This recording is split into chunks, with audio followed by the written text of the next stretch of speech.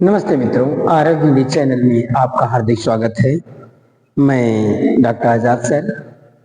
जैसा कि रोज की भांति आज भी आपको एक नए टॉपिक से परिचय कराने का काम किया जाएगा।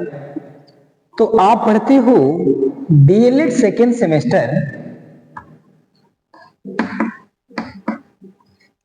कहता है कि आपको हम पढ़ाते हैं डीएलएड सेकेंड सेमेस्टर की हिंदी। उस डीएलएड सेकेंड सेमेस्टर की हिंदी में मैंने आपको अब तक जो पढ़ाया था वह बलाघात के भेद पढ़ाया था, जिसमें भोलानाथ तिवारी जी की खुद की अपनी परिभाषा थी, और बलाघात के नियम पढ़ाया था, बल पढ़ाया था, पढ़ने और बोलने के क्या आधार होते मैंने उसको बताया था, अशुद्ध उच्चारण को दूर करने के क्या उपाय थे उसको मैंने बताया था। तो तमाम टॉपिक से मैंने आपको परिचय कराया हुआ है। आज हम आपको एक नया चीज पढ़ाने की कोशिश करेंगे जिसका नाम है शब्द रूप। आपको आज पढ़ाएंगे हम शब्द।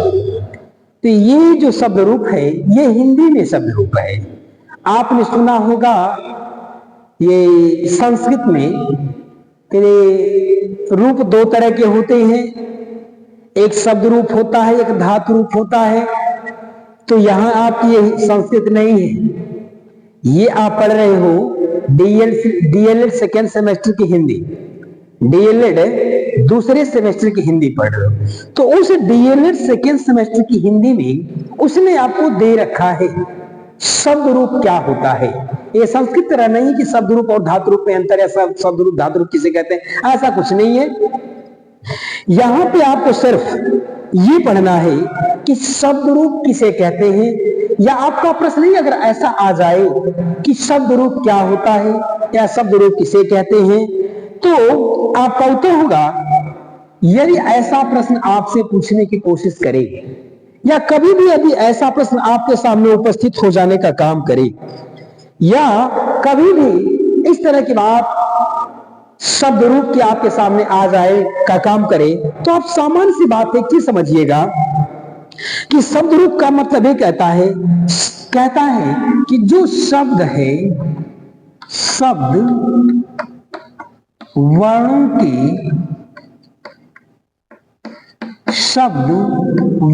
के संयोग से बनता है, संयोग से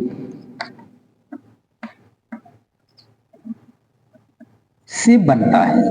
ये देखिए, उसने एक बात कहा, यदि आपसे ऐसा प्रश्न कभी भी आए कि हिंदी में शब्द रूप क्या होते हैं, तो उसका आपका उत्तर होगा कि जो शब्द रूप होते हैं ये शब्दों के संयोग से, शब्दों के मिलने से, शब्दों के जुड़ने से, या शब्दों के प्लस होने के माध्यम से ये शब्द रूप बनने का काम करता है। यानी वर्णों के, यानी अक्षरों के संयोग से, अक्षरों के मिलने से, अक्षरों के योग से, या अक्षरों के जुड़ाव से ये शब्द रूप बनने का काम करता है।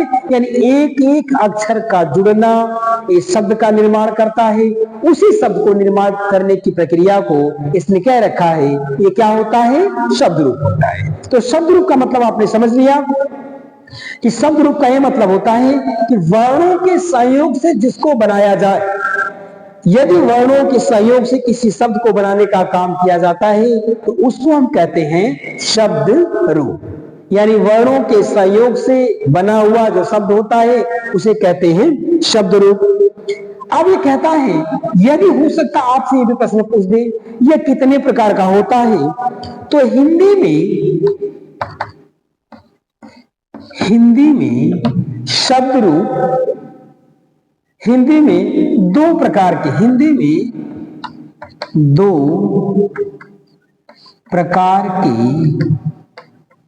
वर्ड पाए जाते हैं।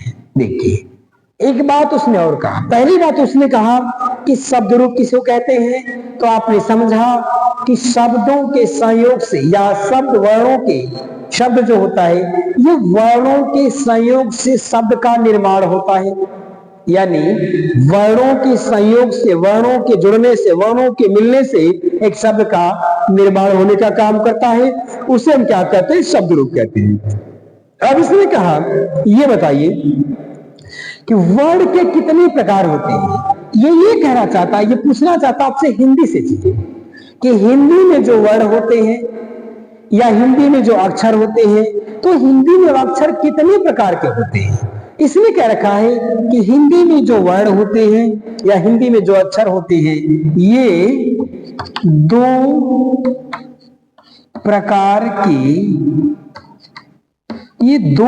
के होते हैं, जिनका नाम क्या, अगर पूछ दे कि हिंदी में वर्ण कितने प्रकार के होते हैं, 2 प्रकार के होते हैं, तो उनका नाम अगर पूछ दे तो एक का नाम होगा स्वर और दूसरे का नाम है व्यंजन। ये 2 होते हैं। उसने कहा कि जो शब्द रूप होते हैं ये वर्णों के संयोग से बनने की क्रिया इनकी होती है, यानी वर्णों के संयोग से शब्द बनता है। शब्द कितने प्रकार का होता है? शब्द 2 प्रकार का होने का काम करता है। ये कहता है 2 प्रकार के होते हैं। पहला कहता है स्वर के रूप में और दूसरा कहता है व्यंजन के रूप में। कहता है कि जो हिंदी में शब्द होते हैं 2 प्रकार के होते हैं, इनको कहते हैं 2 प्रकार के होते हैं। ये वर्ण 2 प्रकार के होते हैं, यानी हिंदी के जो वर्ण होते हैं, ये हिंदी के वर्ण कितने प्रकार के होते हैं? 2 प्रकार के होते हैं। एक का नाम है स्वर और दूसरे का नाम है व्यंजन। इनको 2 नामों से जाना जाता है, एक को कहा जाता है स्वर और एक को कहा जाता है व्यंजन। और कहता है कि शब्द में अर्थ की प्रधानता होती है। शब्द में अर्थ की प्रधानता, शब्द में अर्थ की प्रधानता। उसने कहा हिंदी में क्या होता है कि शब्द के जो अर्थ होते हैं वे शब्द के अर्थ की बहुत ही प्रधानता होती है, बड़ा महत्व होता है। उसने क्या कहा है कि शब्दों के जो अर्थ होते हैं, शब्दों के अर्थों की बहुत ही प्रधानता होने का काम करते। किसमें? हिंदी में। यदि हिंदी है तो हिंदी में जो शब्द के अर्थ होते हैं उनका बड़ा ही महत्व होने का काम किया हुआ है। बिना अर्थ के, अगली बात कहता है बिना अर्थ के कोई ध्वनि नहीं होती, कोई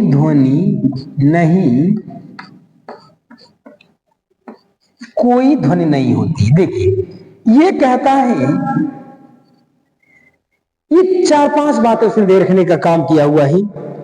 अगर आपसे पूछ दे कि हिंदी में शब्द रूप क्या होते हैं, तो आपका उत्तर होगा कि वर्णों के संयोग से जिनका भी निर्माण होता है, यानी शब्दों का निर्माण वर्णों के संयोग से होता है, जिन्हें हम क्या कहते हैं? शब्द रूप कहते हैं। और कहता है और ये जो है हिंदी में 2 प्रकार के होते हैं, जो शब्द वर्ण होते हैं, ये जो शब्द होते हैं हिंदी में शब्द 2 प्रकार के होते हैं। कौन कौन? एक का नाम है स्वर और दूसरे का नाम है व्यंजन। 2 प्रकार के होते हैं, एक का नाम है स्वर और दूसरे का नाम है व्यंजन। शब्द के अर्थ में, शब्द में क्या होता है कि अर्थ की प्रधानता हमेशा रहती है। जो शब्द होते हैं उन शब्दों में अर्थ की प्रधानता होती है। और कहता है बिना अर्थ के कोई ध्वनि भी नहीं होती। कहता है कि बिना अर्थ का कोई ध्वनि भी होने का काम नहीं करता है। तो ये आपका रहा शब्द रूप। यदि आपकी परीक्षा में, यदि आपके पेपर में पूछ दे कि शब्द रूप कितने प्रकार के होते हैं, तो आपका उत्तर होगा 2 प्रकार के होते हैं। पूछेगा कौन कौन? एक स्वर होता है, एक व्यंजन होता है। ये पूछ दे कि शब्द रूप किसे कहते हैं, तो शब्दों के वर्णों के संयोग से, यानी शब्द वर्णों के संयोग से निर्माण होने का काम करता है, जिन्हें हम क्या कहते हैं? शब्द रूप कहने का काम किया जाता है। अगली टॉपिक है पदबंध एवं उपवाक्य। पदबंध एवं उपवाक्य। कहता है पदबंध एवं उपवाक्य। ये चीज अक्सर देता रहता है, परीक्षाओं में आपसे पूछता रहता है पदबंध क्या होता है, उपवाक्य क्या होता है। तो पहले आप समझिए कि पदबंध कहते किसे हैं। कहते हैं शब्दों से बड़ी रचना पदबंध कहलाती है। देखिए इसने कह रखा है शब्दों से बड़ी रचना पद बंध कहलाती है। कहता है कि शब्दों से बड़ी जो रचना होती है, जो शब्दों से बड़ी, देखिए उसने कहा, पहले उसने कहा वय होते हैं, वयों से शब्द बनता है, शब्द रूप उसको कहते हैं। अब उसने कह दिया कि जब शब्द रूप उसने कह देने का काम किया हुआ, तो अब कहता है कि पदबंध या उपवाक्य। तो कहते हैं दो चीजें हैं, एक पदबंध है, एक उपवाक्य है, दो चीजें। आप पहले समझिए पदबंध किसे कहते हैं? शब्दों से बड़ी रचना, यानी जो शब्द होता है उन शब्दों से जो बड़ी रचना होती है उसे हम क्या कहते हैं? पदबंध कहते हैं। शब्दों से बड़ी रचना को पदबंध, यानी कई शब्द होंगे और कई शब्दों के संयोग से एक पद की रचना की जाती है, उसे हम क्या कहते हैं? पदबंध कहते हैं। और इसने वही कह रखा है कि शब्दों से बड़ी रचना पदबंध कहलाती है। दूसरी बात उसने कह रखा है कि पदबंध से बड़ी रचना उपवाक्य कहलाती है। पद बंध से बड़ी रचना, पदबंध से बड़ी रचना उपवाक्य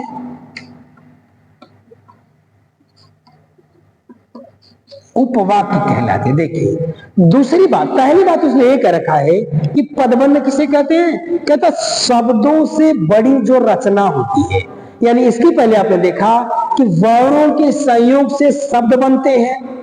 अब कहता है कि शब्दों के संयोग से जो बड़ी रचना होती है, यानी शब्दों को जोड़ जोड़ के जो बड़ी रचना को करने का काम किया जाता है, उसे क्या कहते हैं? पदबंध कहते हैं। दूसरी बात कहता है कि जो पदबंध होता है, तो पदबंध से बड़ी रचना को उपवाक्य कहते हैं। कहता है जो पदबंध होता है और पदबंध से भी बड़ी रचना को हम क्या कहते हैं? उपवाक्य कहने का काम करते हैं। अब यहां पे उसने लिख रखा है कि पद बंध का अर्थ। तो पदबंध का अर्थ क्या होता है? कहता है वाक्य में जब एक से अधिक, कहता है वाक्य में जब एक से अधिक, कहता है वाक्य में जब एक से अधिक पद मिलकर एक इकाई बनाते हैं। कहता है पद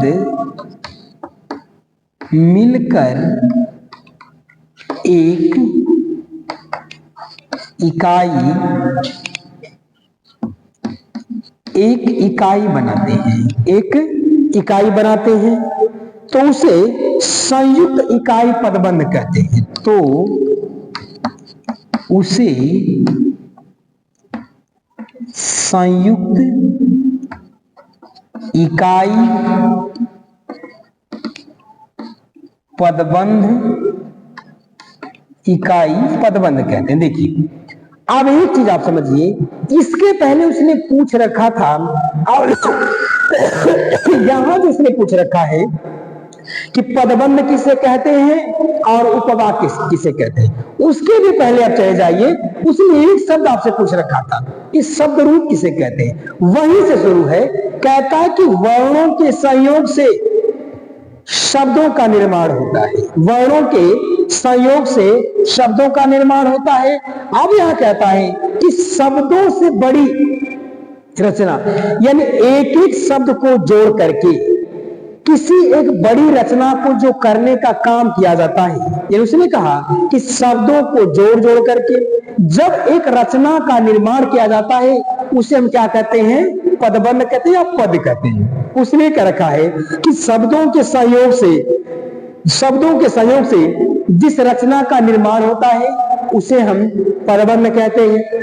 दूसरी बात कहता है कि पदबंध से बड़ी रचना, कहता है इससे भी बड़ी रचना को क्या कहते हैं?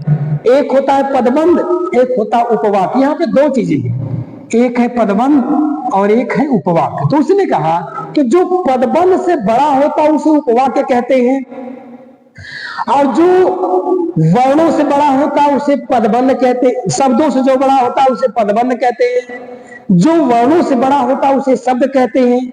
उसने कह रखा है कि जो वर्णों से बड़ा होता है उसे पद कहते हैं, जो पदों से बड़ा होता है उसे पदबंध कहते हैं, जो पदबंध से बड़ा होता है उसे उपवाक्य कहते हैं। इसलिए कह रखने का काम किया हुआ है कि पदबंध से बड़ी रचना को उपवाक्य कहते हैं। और यहां कहता है कि पदबंध का अर्थ क्या है? कहता है वाक्य में जब एक से अधिक, पदबंध का अर्थ यह कहता है कि जब किसी एक वाक्य में जब एक से अधिक पद मिलकर, यानी कोई एक वाक्य हो, उस वाक्य में कई पद मिलने का काम करते। कहता है कि वाक्य में जब एक से अधिक पद मिलकर, यानी कोई ऐसा वाक्य हो जिस वाक्यांश में कई पद मिलकर एक इकाई का निर्माण करते। उसने कहा कि वाक्य में, जैसे सामान्य सी बात है, ये एक वाक्य है, ये एक वाक्य पदबंध एक वाक्य।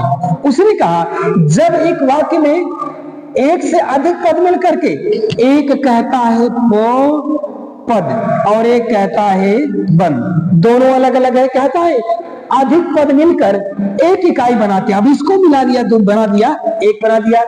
यानी उसने ये कहा कि दो वाक्यों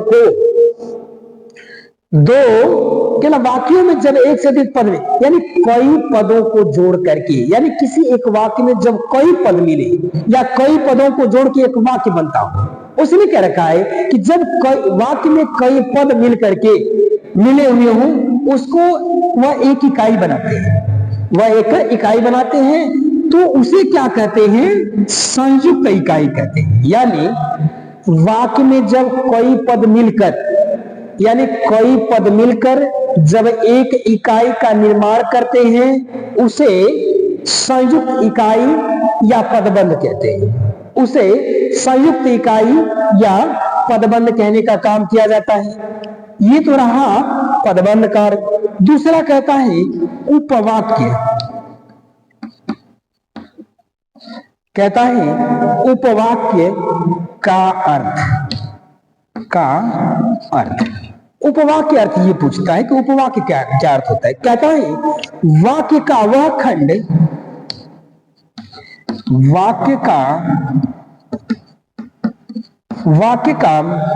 खंड जिसमें क्रिया होती है। वाक्य का वह खंड जिसमें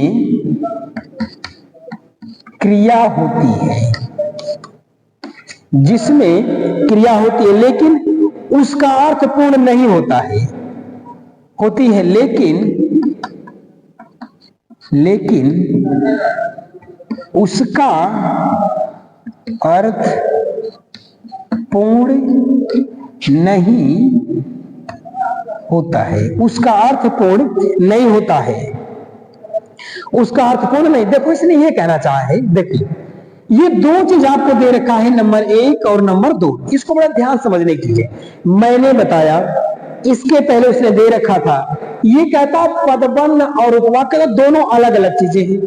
पदबंध किसे कहते हैं? उसने कहा कि शब्दों से बड़ी रचना, यानी शब्द से बड़ी रचना को पदबंध कहते हैं, पदबंध से बड़ी रचना को उपवाक्य कहते हैं। लेकिन एक बात कहता है, उपवाक्य तो गया, अब कहता कि पदबंध का जरा अर्थ बताए कि पदबंध कहते किसको। उसने कहा कि वाक्य में जब एक से अधिक पद मिलकर, यानी वाक्य में जब एक से अधिक पद मिलकर एक नई इकाई का निर्माण करने का काम करते हैं, तो उसको कहते हैं संयुक्त इकाई पदबंध। यानी नई इकाई का जो निर्माण करने का काम करते हैं, तो उसको कहा जाता है संयुक्त इकाई पदबंध कहते हैं। दूसरी बात कहता है कि उपवाक्य किसे कहते हैं? तो उपवाक्य किसको कहते हैं? कहता वाक्य का वह खंड जिसमें क्रिया तो होती है, कहता है वाक्य का वह खंड जिसमें क्रिया होती है लेकिन उसका अर्थ पूरा नहीं होता है। अगर आपसे पूछ दे उपवाक्य क्या है, कहता उपवाक्य में क्रियाएं तो होती है। कहता है वाक्य का वह खंड क्रिया तो होती है लेकिन उसका जो अर्थ है पूरा नहीं हो पाता है, इसीलिए इसको क्या कहते हैं, उपबंध कहते हैं। जैसे अगर यहां आपसे कह दे, जैसे मैं उदाहरण पूछ दे, वह आता तो मैं जाता, वह आता तो मैं जाता। अगर वह आता तो मैं जाता, ये क्या है, इसी का नाम है उपबंध। कहता है क्रिया तो होगी, उसने कहा कि वाक्य के खंड में, वाक्य का जो एक खंड है उस खंड में क्रिया तो होगी, लेकिन क्रिया होने के बाद भी उसका जो अर्थ होगा वो पूरा नहीं होगा। क्रिया होगी लेकिन अर्थ उसका पूरा नहीं होगा, इसीलिए इसको क्या कहते हैं, उपवाक्य कहते हैं। लेकिन इतना आपसे पूछेगा नहीं, मैं आपको विशेष अध्ययन के लिए बता दिया। आपसे पूछेगा सिर्फ दो चीज, एक पूछेगा पदबंध, एक पूछेगा उपवाक्य कि पदबंध किसे कहते हैं और उपवाक्य किसे कहते हैं। तो पदबंध का मतलब ये होता है कि पदों से बड़ी रचना को पदबंध कहते हैं, और दूसरी बात कहता है कि पदबंध से बड़ी रचना को उपवाक्य कहते हैं। कहता पदों से बड़ी रचना को पदबंध कहते हैं, ये शब्दों से बड़ी रचना को पदबंध कहते हैं, और पदों से बड़ी रचना को उपवाक्य कहते हैं। ठीक, ये चीज आपने समझा। ये आपके अक्सर परीक्षाओं में देगा, ये सब देने का काम करता है। पेपर में पदबंध, उपवाक्य ये सब देता है। और अगला हम आपको बताएंगे कि वाक्य किसे कहते हैं। अगला है वाक्य। वाक्य क्या होता है? अगर ऐसा ही पेपर में आपके आ जाए या कहीं आपसे बात विचार में कोई प्रश्न हो जाए, वाक्य क्या सामान्य सी बातें हैं कि आए दिन चर्चा का विषय है। कोई वाक्य बोलिए, कोई वाक्य कहिए, कोई किसी ने कोई वाक्य बोला तो क्या मतलब वाक्य, भाई वाक्य क्यों कहते हैं उसको? वर्णों से शब्द तथा शब्दों से वाक्य बनता है। कहता है वर्णों से शब्द तथा शब्द से वाक्य, शब्द से वाक्य बनता है। दूसरी बात कहता है वह वाक्यों से भाषा का निर्माण होता है। वाक्यों से भाषा का निर्माण, भाषा का निर्माण हो, वाक्यों से भाषा का निर्माण होता है। शब्दों में विशेष क्रम होना चाहिए। शब्दों में विशेष क्रम होना, शब्दों में विशेष क्रम होना चाहिए। और अंतिम बात कहता है कि जैसे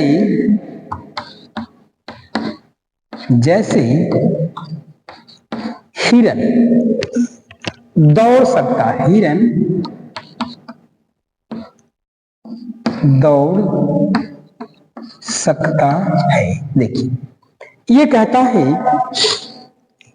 अगर आपसे पूछ दे कि वाक्य किसे कहते हैं, वाक्य का होता है, तो ये कहता है वर्णों से शब्द तथा वर्णों से शब्द का निर्माण होता है और शब्दों से वाक्य का निर्माण। आप समझ लीजिएगा कि एक एक अक्षर से शब्दों का निर्माण होता है, कई शब्दों को मिला करके वाक्य का निर्माण होता है, इतना अर्थ है उसका। दूसरी बात कहता है वाक्यों से भाषा का निर्माण होता है।